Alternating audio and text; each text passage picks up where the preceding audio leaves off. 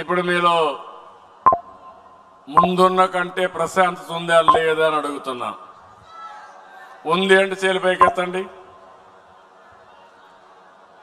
ఇప్పుడు చెప్పండి, యోగా అవసరం ఉందా లేదా? ఉంది అంటే గట్టిగా చప్పట్లు కూడా చెప్పండి ఉందని.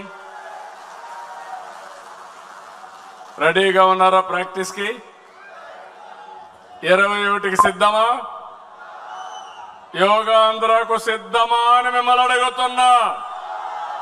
నమ్మకమా అని అడుగుతున్నా. భరోసా ఇస్తారా అని అడుగుతున్నా.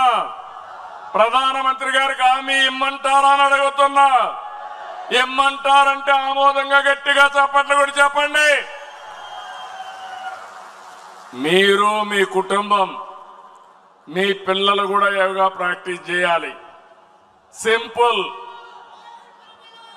నమ్మకమే కదా అందరికీ? సత్తా చూపిస్తారు కదా? ఓకే.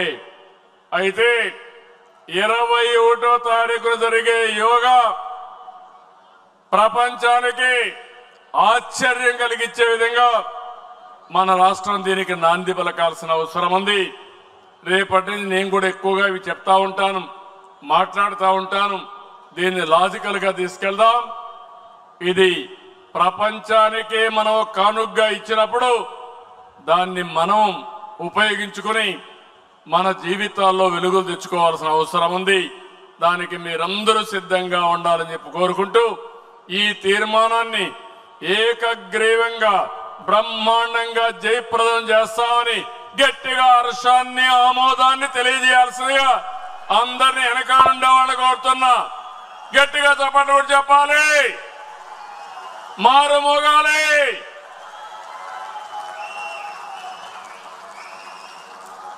ఈసారి మహానాడుకు హైలైట్ ఇది. రేపు రాబోయే రోజుల్లో ఏ నాయకుడు గాని, ఏ కార్యకర్త గాని నాకు టెన్షన్ ఉంది, టైం లేదు, స్ట్రెస్ లో ఉన్నానని చెప్పకూడదు. సరేనా? ఓకే ఓకే అంటే చేలిపైకెత్తండి. శబాష్. మంచి మధ్యాహ్నం లంచ్ టైం అయినా కూడా మీరు ఎనర్జీ లెవెల్ చూస్తే నాకే ఆశ్చర్యం వేస్తా ఉంది. కొండనైనా బద్దలు చేసే శక్తి నా తెలుగు కుటుంబానికి ఉంది. శబాష్. Thank you.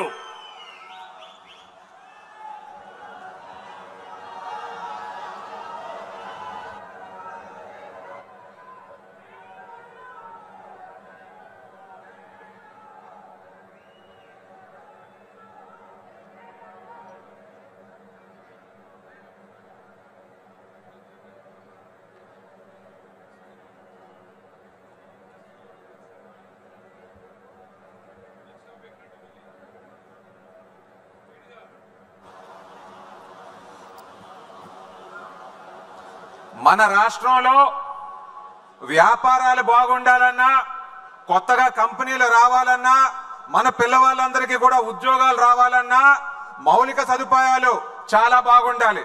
మరి ఇప్పుడు జరగబోయే తీర్మానం మౌలిక సదుపాయాల కల్పనతో మారబోతా ఉన్న రాష్ట్ర ముఖ చిత్రం గురించి పలాస శాసనసభ్యురాలు శ్రీమతి గౌతు శ్రీష గారిని రావాల్సిందిగా కోరుతున్నాం.